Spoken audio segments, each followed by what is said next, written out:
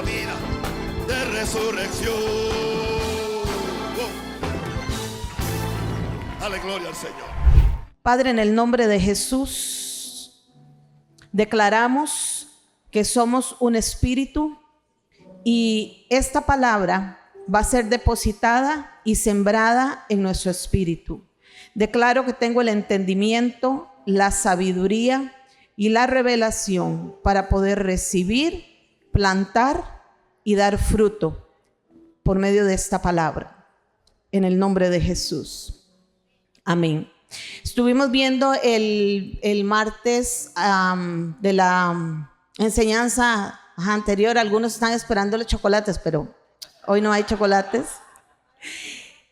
Los premiamos en la lección pasada a los buenos estudiantes, pero hoy no hay chocolates. Para ver si usted va a venir a la siguiente. Estuvimos viendo el capítulo 1, versículo 3 de Efesios, donde dice, leemos rápido: bendito sea el Dios y Padre de nuestro Señor Jesucristo, que nos bendijo con toda bendición espiritual en los lugares celestiales en Cristo. Estoy solamente leyendo porque del versículo 3 al 6 es, teológicamente hablando, es como Dios el Padre planeó la iglesia. Entonces ya la lección pasada vimos el 3, hoy vamos a ver solamente el 4, porque si yo metía el 5, no salimos hoy de aquí. Entonces, hoy vamos a ver solo el versículo 4. En el versículo 5 quiero hablar algunas cosas importantes y que a veces los cristianos oímos hablar. ¿Alguien ha oído hablar aquí acerca de Calvino? Que levante la mano. ¿Ha oído hablar acerca de Jacobo Arminio? Ok.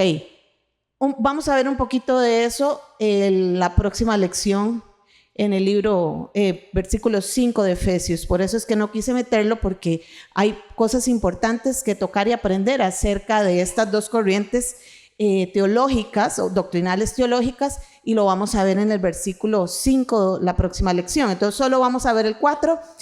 Esperemos que nos alcance el tiempo para terminar el 4, porque acuérdense que la vez pasada quedamos como a la mitad de un verso.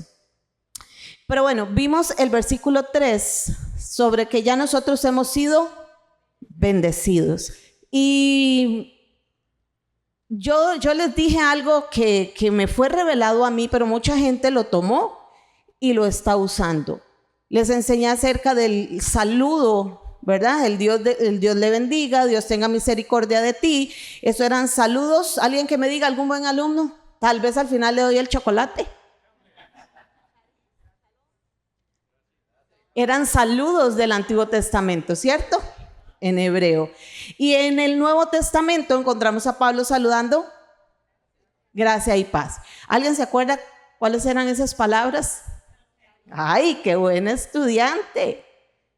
Charis Shalom, el nombre de la nieta, dice. Pero vimos eso y aprendimos que ya Dios nos bendijo. Por eso es que no, el que quiere seguir usando, Dios le bendiga, todo bien, excelente. Pero nos podemos pasar a la otra parte, que ya fuimos bendecidos. Entonces ya yo no voy a pedirle a Dios que te bendiga, ya tú eres bendito. Por eso muchos adoptaron el bendecido Alejandro, bendecida María Fernanda, bendecida Jenny. Lo que estoy haciendo es reafirmando la bendición que ya Dios decretó sobre ti. Amén. Bueno, pero no podemos repetir la lección y tampoco lo puedo mandar a que la vean en YouTube porque no están. Pero vamos a seguir, voy a tratar de pegarme aquí para salir temprano. La fuente de todas nuestras bendiciones. A ver, ¿alguien sabe quién es la fuente de todas nuestras bendiciones? Dios. A veces la gente confunde la fuente con el medio. Una cosa es la fuente y otra cosa es el medio. El medio puede ser hasta el mismo diablo, que es la verdad. Es hasta el mismo diablo. Se le puede aparecer como la anécdota, no sé si ustedes han escuchado esa anécdota de la ancianita que no tenía que comer y estaba en la casa orando: Señor, mándame comida, Señor, no tengo, pero tú eres mi Padre, y declarando todas las promesas, etcétera. Y por allá estaba uno oyendo. Solo esta señora tonta cree que hay un Dios y que la va a oír de que le mande comida. voy a hacerla creer que Dios le mandó la comida. Se fue, le compró un diario, se lo dejó en la puerta, le tocó y salió corriendo. Cuando la señora abrió, dijo: ay, Dios mío, gracias que escuchaste mi oración. Y el ignorante estaba, ella cree que Dios le mandó eso. ¿A qué voy con esta anécdota? Hasta el diablo puede ser un medio para bendecir a los hijos de Dios. Así que usted nunca se ponga a ver por qué medio le va a llegar la bendición, porque a veces las bendiciones o lo que esperamos llegan por medios que nosotros ni siquiera esperábamos. Pero aquí lo importante es irnos a la raíz. ¿Quién es la fuente de nuestra bendición?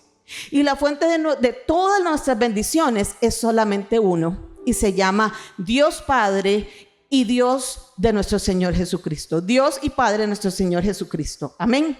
Esa es la fuente de todas nuestras bendiciones.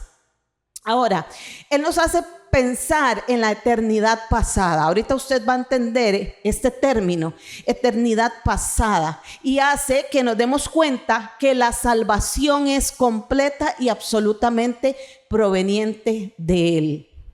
O sea, aquí no hay nada de nosotros mismos. Cuando hablamos acerca de la salvación, no hay nada de nosotros mismos. Esto quiere decir que cuando nosotros nos damos cuenta que nosotros no somos originadores de nada, ni tampoco somos promotores de nada, ni los consumadores de nuestra salvación. Dios lo hizo todo.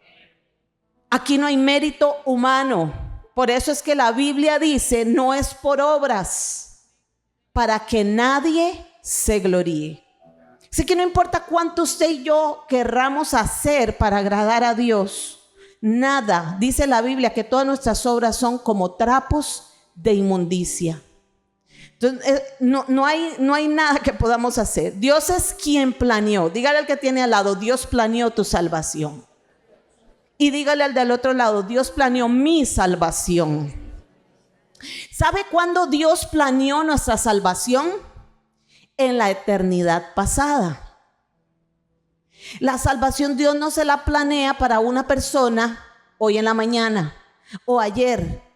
A veces la gente cree que Dios es como un creador de Mattel y dice: ay, podemos mover este muñequito de aquí, mañana este para acá. No, Dios ya tiene prefijados los tiempos y todo. Dios planificó ya desde antes de la fundación del mundo nuestra salvación. Así que eso es, dice, la eternidad pasada. Ahí Dios planeó tu salvación y la salvación de toda esa gente que está ahí, que todavía no conoce al Señor. O sea, Él no se levantó y diciendo: ay, qué aburrido estoy, hoy quiero salvar a Pepito. No, Dios ya lo salvó. Ya lo salvó. Vamos a ver, el Señor desde antes de que usted y yo naciéramos y llegáramos a este mundo, ya Él tenía el paquete de salvación tuya lista. Eso es maravilloso. Así que conocemos el plan. El Señor Jesucristo vino a la tierra, ¿verdad? Se cumplió el tiempo de Él, logró nuestra salvación sobre la cruz del Calvario, y luego Dios, el Espíritu Santo, es quien nos convenció de justicia, de juicio y de pecado, para que nosotros hoy estemos aquí y que obviamente tengamos nuestro nombre escrito en el libro de la vida. Amén. Así que Él nos lleva a ese lugar de fe, a conocer a ese Salvador para poder obtener la salvación. Y me hace gracia porque un joven llegó a una iglesia y le preguntan los servidores: ¿cómo llegaste a ser salvo? Y el joven le dice: bueno, yo hice mi parte y Dios hizo la de él. Entonces la gente le dice: bueno, ¿cuál es tu parte? Cuéntanos cuál es tu parte y cuál es la parte de Dios, porque nosotros no lo sabemos. Y el joven le dijo: bueno, la parte mía era pecar. La parte mía era hacer que estas piernas pecadoras y este corazón torcido me llevaran lo más rápido posible y lo más profundo posible al pecado. Esa era mi parte. ¿Y cuál era la parte de Dios? ¿Sabe cuál era? Correr detrás de mí y alcanzarme. ¿Cuántos se identifican con ese joven aquí? ¿Verdad que Dios es muy bueno? Y gracias que nos alcanzó. Sí, que Él es el que salva. Tu parte y mi parte era ser pecadores. Si no hubiese habido pecado, ¿de qué íbamos a ser salvos? No hay motivo para ser salvo. Pero aplicábamos. Teníamos cartón lleno, ¿verdad que sí? Hay algo que entender, y es que a veces esta frase se usa mucho entre los cristianos. Es que encontré al Señor Jesucristo. ¿Ustedes han oído esa frase? Encontré al Señor y ahora soy cristiano y testifican muy lindo. Pero saber que es que aquí nadie encuentra al Señor. Él nos encuentra a nosotros. Es Él. Entonces, yo le digo a esas personas, bueno, ¿qué fue? ¿Que Dios a usted se le perdió? Dios no se perdió. Nosotros no podemos encontrar a Dios. Él no se ha perdido. En cambio, todos nosotros estábamos perdidos y Él nos encontró. Amén. Así que no encontramos a Cristo, nos encuentra a nosotros. Vamos a leer Efesios. Ahora sí, Efesios es un preámbulo para entender. Efesios 1:4. Vamos a ver qué dice. Dice, según nos escogió Él antes de la fundación del mundo, para que fuésemos santos y sin mancha delante de Él. Vamos a estudiar la primera línea que dice, según nos escogió en Él antes de la fundación del mundo. Mire, a veces los cristianos tomamos tan ligero esto. Ay, sí, Dios te escogió antes de la fundación del mundo. Ok, iglesia, detengámonos a pensar un momento. ¿Usted sabe más o menos cuántos años tiene la tierra de existir? 4.54 mil millones de años aproximadamente. Pues yo no lo dije, lo dicen los científicos. Ellos se basan en fósiles, en muchas cosas. Pero ese es el cálculo que tiene la Tierra. 4.54 mil millones de años. Y aquí Pablo nos está diciendo que Él nos escogió antes de la fundación del mundo. Si la Tierra tiene 4.54 mil millones de años de existencia, ¿hace cuánto Dios te escogió a ti? Es impensable. Impensable. Imagínate que según la Population Reference Bureau, se estima que sobre la Tierra han vivido alrededor de 117 mil millones de personas. 117 mil millones de personas. Entonces, estamos hablando que Pablo nos está dando una revelación profunda. Según nos escogió Él antes de 4.54 mil millones de años, según Él te escogió entre 117 mil millones de personas que han estado en la tierra. Es que cuando nosotros vemos esos números, nosotros no podemos tomar livianamente nuestra salvación. Nosotros no somos como creen algunas sectas por ahí que dicen que solo 144 mil se van a salvar. Si sobre la tierra han habido un aproximado de 117 mil millones de personas que hacen predicando todos los domingos con un sombrero en la calle. Ya esos 144 mil ya seguro se salvaron y requete salvaron, y ya el resto es como como ve a ver qué agarra. No tiene sentido, iglesia. Porque dice la Biblia, de tal manera amó Dios a 144,000. De tal manera amó Dios al mundo. Pues algún día cuando tenga la oportunidad de que hablemos aquí de apologética, usted va a aprender a defender su fe. Pero todo esto es importante saberlo. Y es impresionante en nosotros poder pensar que de tantos millones de personas, Dios nos escogió. Que en tantos millones de años de existir la tierra, Dios ya había pensado y soñado con cada uno de nosotros. Simplemente Él dijo, en tal año van a ser fulano, fulano, fulano. Y fulano, fulano, fulano me van a servir.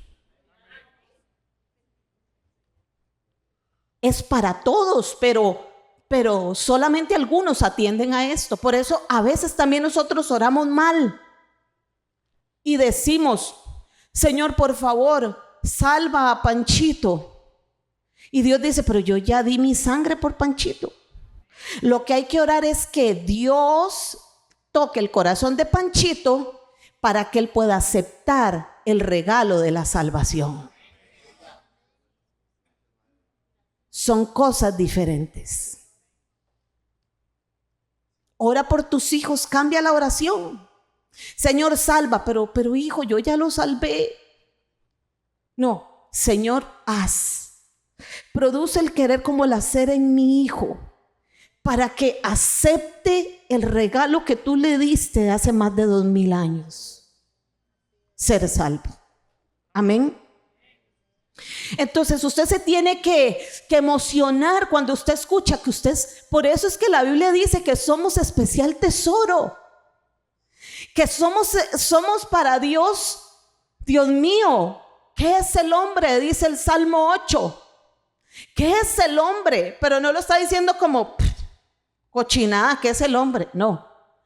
Ay, con una expresión de admiración, ¿qué es el hombre? Para que tengas memoria de él, para que te acuerdes de él. ¿Sabe qué es el hombre?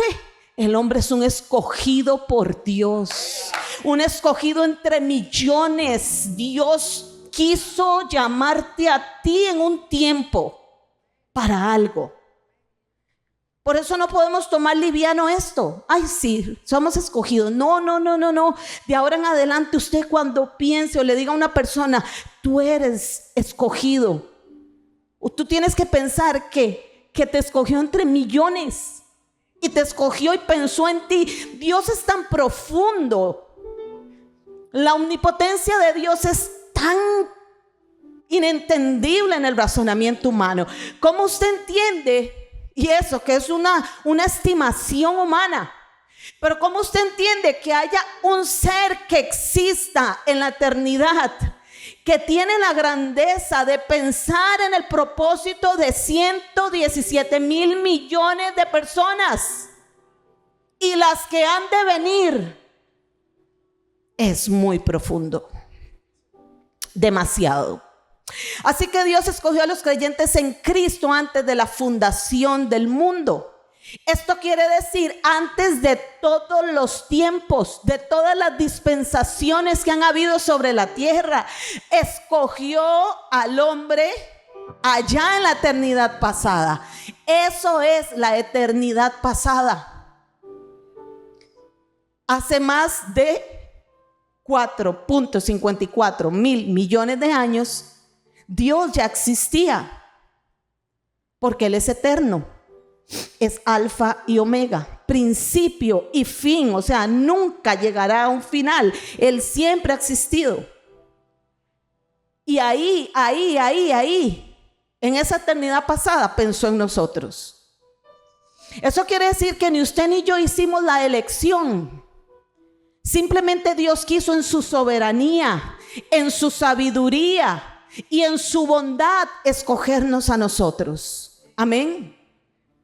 Y quiero decirte algo, Dios no te eligió a ti porque fueras bueno, ni me eligió a mí porque fuera bueno, pero nos eligió para hacer cosas buenas. Ese es el propósito. Amén. Recuerde usted lo que el Señor Jesucristo le dijo a los discípulos en Juan 15:16. Le dijo: no me eligieron ustedes a mí, sino que yo los elegí a ustedes. Entonces, esto es maravilloso. ¿Sabe por qué? Porque cuando entendemos que fue Él quien nos escogió, cuando entendemos todo esto que estamos hablando ahorita, esto pone absolutamente toda la responsabilidad en Dios. ¿Cómo tenemos que aprender a dejar de preocuparnos tanto por las cosas? Si entendiéramos que somos escogidos de Dios, a Dios nada se le va de las manos. A Dios nada se le escapa. A Dios nada lo toma por sorpresa. Nada. Así que cuando entendemos que somos escogidos, elegidos, la responsabilidad cae sobre Él. Amén. Porque Él fue el que nos escogió. Él fue el que te escogió a ti. Entonces Él es el responsable de tu vida. Tenemos que entender que esto nos tiene que llevar a un lugar de reposo en Dios. Pero cierre sus ojos y levante sus manos, por favor, y órele a Dios por un momento. Dígale: Señor, enséñame a dejar de preocuparme por las cosas que no debo preocuparme, porque en sí tú me escogiste.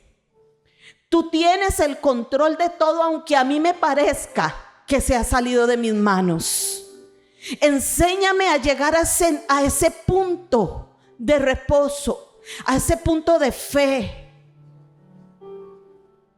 Ayúdame, Señor, a entender que tú eres el responsable de mi vida, el responsable de mi casa, el responsable de mis hijos. Tú sabes cómo hacer todo, porque tú eres el responsable. Amén. ¿Sabe que Israel es un ejemplo de la elección divina? Todos sabemos que Israel es el pueblo de Dios, ¿cierto?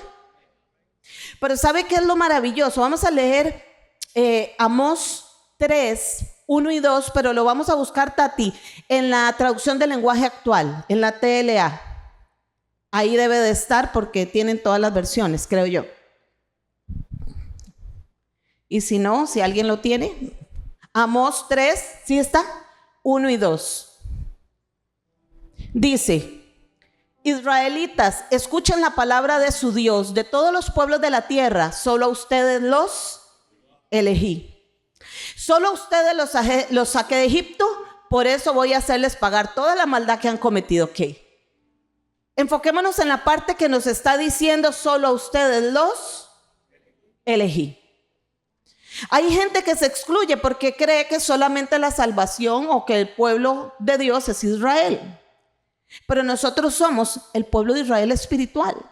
Fuimos injertados. Amén. Entonces, hay algo maravilloso, y es que Dios escogió a Israel en tiempo. Escuche esto: Dios lo escogió en tiempo. ¿Sabe por qué? Aquí escribí unas cosas importantes. Dice: Israel fue escogido en el tiempo porque fue un proceso desde el llamado de Abraham. A ver, Israel no siempre fue el pueblo de Dios. En Génesis 1, 2, 3, 4, etcétera, usted no ve que Dios diga: y este será mi pueblo. No lo ve. Pero Israel fue escogido y empezó con Abraham. Cuando Dios le dio la promesa, fue un proceso, fueron etapas. Y se culminó. La elección de Dios se culminó cuando Dios le da la ley a Moisés en el monte Sinaí. Ahí Dios hace una declaración, ahí culminó, y fueron etapas. Usted lee la Biblia desde Abraham, desde que se le dio la promesa hasta ahí, y usted ya interpreta por etapas de que Israel fue escogido como pueblo de Dios, y ya de ahí comienza Israel a ser la nación de Dios. Pero ¿sabe qué es lo maravilloso? Que Israel fue escogido por tiempo. por tiempos, ¿ok? Por tiempo. Pero usted y yo fuimos elegidos por la eternidad. Fuimos elegidos en la eternidad. Israel en el tiempo. Nosotros, la iglesia de Cristo, usted fue elegido en la eternidad pasada. Ahí está. Dios escogió a Israel en el tiempo, pero Él escogió a la iglesia en la eternidad. Eso es poderoso. Eso es poderoso. Nos tiene que cambiar la perspectiva. Dios hizo esa elección en la eternidad pasada. Diga, eternidad pasada. Y sabe que no se ha presentado nada que haya causado que Dios cambie su elección. Escuche qué hermoso esto. Nada de lo que usted y yo podamos hacer ha cambiado, ni va a cambiar la elección de Dios de haberte escogido, ni va a cambiar su forma de pensar de ti, de mí. No hay nada que usted y yo podamos hacer para que Dios nos deje de amar. Nada. Entonces es hermoso pensar, Dios mío, ¿cuánto usted le ha fallado a Dios? A ver, piense un segundo. Piense. ¿Con cuántas cosas usted ha ofendido el corazón de Dios? ¿Sabe que la incredulidad ofende el corazón de Dios? La incredulidad ofende a nuestro Padre, porque eso pasó con el pueblo de Israel. ¿Cuántas veces Israel no le falló a Jehová? ¿Cuántas veces Israel no fue rebelde con su Dios? ¿Cuántas veces Israel adoraba a otros dioses y Dios les dejó de amar? Dejaron de ser pueblo suyo y fue escogido en el tiempo. Entonces, ¿usted cree que cosas que nosotros a veces sí cometemos errores, abrimos puertas, etcétera, pero el amor de Dios va a estar ahí siempre? Por eso es que Dios es un Dios de restauración, porque Él ama infinitamente. Amén. Fuimos escogidos en la eternidad. Nada puede cambiar su elección y no lo ha hecho. Hechos 15:18, para entender que Dios sabe todo desde el principio. ¿Usted sabía eso?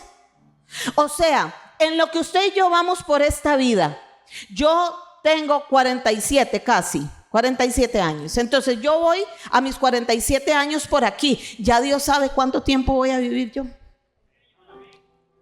O sea, Dios ya fue en el tiempo y se devolvió. Y vio todo lo que usted y yo íbamos a hacer en esta vida. O sea, Dios conoce todo el final tuyo desde el principio.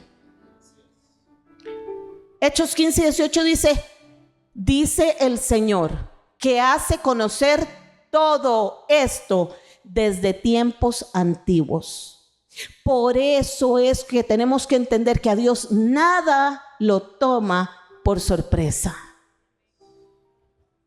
A los que nos cuesta entender es a nosotros.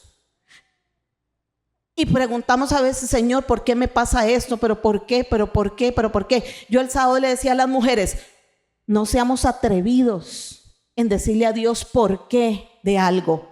Porque usted y yo no hemos sido tan justos como pararnos delante de un Dios justo y decirle por qué pasa esto, por qué pasa lo otro, por qué no veo esto, por qué no veo lo otro. Amén. Vamos a leer la segunda parte del libro, del versículo 4. ¿Entendimos bien esa parte?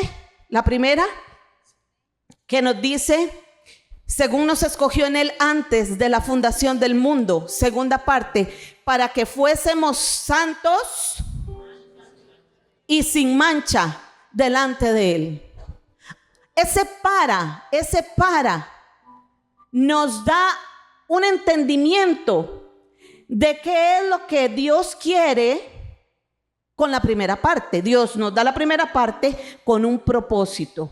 Si no, el versículo hubiese quedado ahí, punto. Según nos escogió en Él antes de la fundación del mundo, punto. versículo 5. No, Él siguió para.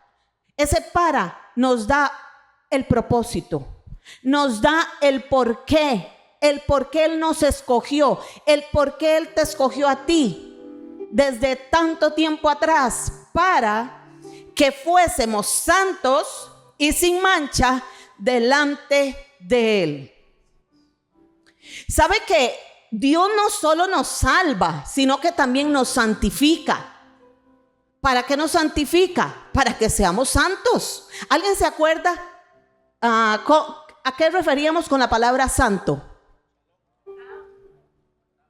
Apartado, separado. Eso es la palabra santo. Esa es la raíz griega, eso es lo que quiere dar a entender. Cuando la gente dice, ay, no, es que usted sí es santo. Santo, ajá, ¿por qué? Porque anda la nagua larga. Dice, y la lengua larga. También, cuando hablamos de santidad, no estamos hablando de esa santidad. Ya se los enseñé desde la primera vez. La santidad es ser separado. Entonces, Dios nos salva, nos santifica para ser separados para Él. Amén. La elección de Dios nos encamina a una vida santa, o sea, a una vida separada. O sea, la lección que vemos en la primera parte del versículo 4 tiene un propósito: ser separados. Diga, separados. Hay mucha gente que comete el error de decir, bueno, yo soy uno de los elegidos. Yo soy salvo y puedo hacer lo que yo quiera. Y no importa cuánto yo haga y ofenda a Dios, yo ya fui elegido para ser salvo, siempre salvo. ¿Han oído? Salvo, siempre salvo. Entonces, no importa, yo vengo, recibo a Cristo, recibo el perdón de pecados y me voy a tener mi vida pecaminosa igual. Eso es un engaño del diablo y la salvación peligra. Hay posiciones doctrinales que defienden el que la salvación no se pierde y hay otras que defienden el que la salvación sí se pierde. Pues no vamos a entrar en ese tema. Algún día. Pero entonces, hay personas que piensan eso. Vamos a leer Romanos 6, 1, 2. Porque aquí es importante algo que Pablo le dice a la iglesia. Dice, ¿qué pues diremos? ¿Perseveraremos en el pecado para que la gracia abunde? Versículo 2. De ninguna manera. Porque los que hemos muerto al pecado, ¿cuántos han muerto aquí al pecado?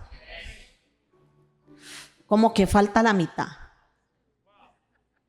¿Cuántos han muerto aquí al pecado? Mire, usted sabe que usted ha muerto al pecado, no cuando usted no vuelve a pecar. Porque ningún ser humano es capaz de mantenerse en la vida sin cometer un pecado en su existencia. Usted sabe que usted está muerto al pecado cuando ya el pecado no es una práctica en usted. Como lo era antes de venir a los pies de Cristo. Que nosotros hacíamos y deshacíamos sin que nada nos importara. No teníamos que darle cuenta a nadie, ¿cierto? Entonces ahí nos damos cuenta que hemos muerto al pecado. Cuando ya no sentimos el deseo de vivir una vida de pecado práctica. Sino que puede suceder un accidente, claro que sí. Un accidente que te hace inmediatamente correr a la cruz. Por eso es que si tú pecas, corre a la cruz. No te quedes ahí, aunque dé vergüenza presentarse delante de Dios. ¿A quién les ha pasado que ha cometido una falta y le da vergüenza ir donde Dios a pedirle perdón? Porque tal vez es repetitivo.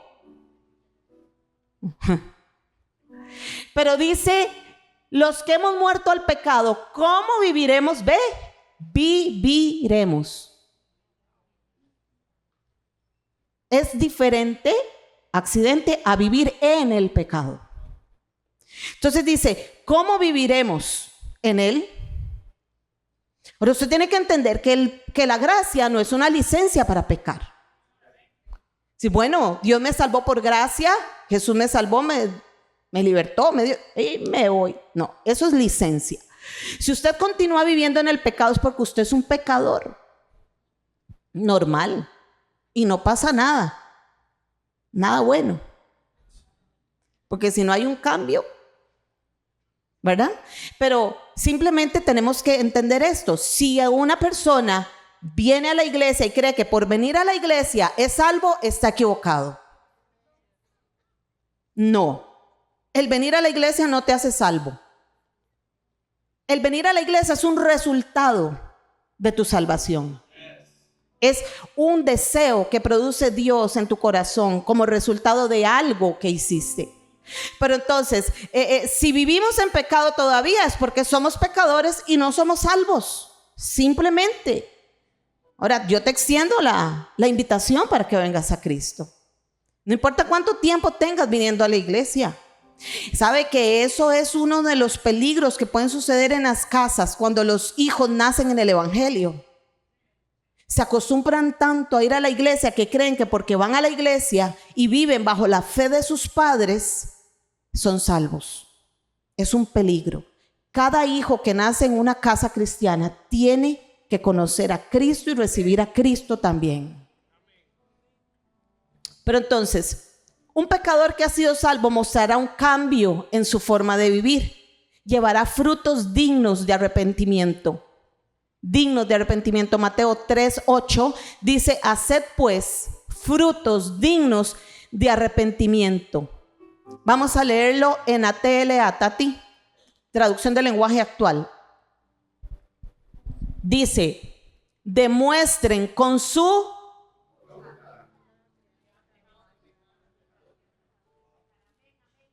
¿Sabe qué son frutos? Conductas. Esos son frutos. ¿Cómo nos damos cuenta que una persona ha sido transformada por el poder de Dios? Porque ya no hace lo que antes hacía. Quiere decir que tuvo un cambio de conducta. La palabra sin mancha en griego es amomos, sin mancha. Y eso significa sin culpa y sin defecto moral. Oiga eso.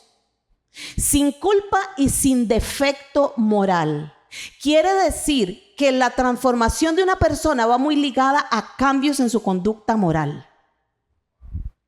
Por eso es que Pablo más adelante dice: el que robaba, ya no robe más, sino trabaje con sus manos. El que es papá, el que aquí, y comienza a dar un montón de consejos. ¿Por qué? Porque es un cambio de conducta. Cuando vemos personas que dicen que son salvas y son cristianas y seguimos viendo las mismas conductas de antes en su vida, no son salvos, porque no hay frutos dignos de arrepentimiento. Ahora, todo es un proceso, por supuesto. No vamos a tachar y no vamos a caer en la religión de tachar a una persona. No, usted no es salvo. Primero, nosotros no tenemos la condición espiritual ni moral para decirle a nadie usted es salvo o no. Cada quien sabrá. Pero no podemos pensar, ese no es salvo porque todavía le gusta decir malas palabras, o todavía viene la hermana a la iglesia con minifalda. Pregunta: ¿cuánto tiene de convertido? No, se convirtió hace una semana, pero vea cómo anda. Hermano, por favor. Es un proceso. No juzguemos a la gente. Siempre hay que investigar qué pasa con esa persona antes de emitir un juicio, cosa que no deberíamos tampoco. Pero entonces, los frutos dignos de arrepentimiento son conducta. Amén. Él nos eligió, nos escogió para ser santos. Elegir es escoger. Para es el propósito, ser santos y sin mancha, separados y con una conducta moral correcta. Amén. Quiere decir que Dios lo ha escogido a usted y me ha escogido a mí para ser santo y sin mancha. Dígale al que tiene atrás: Dios te escogió para que seas santo y sin mancha.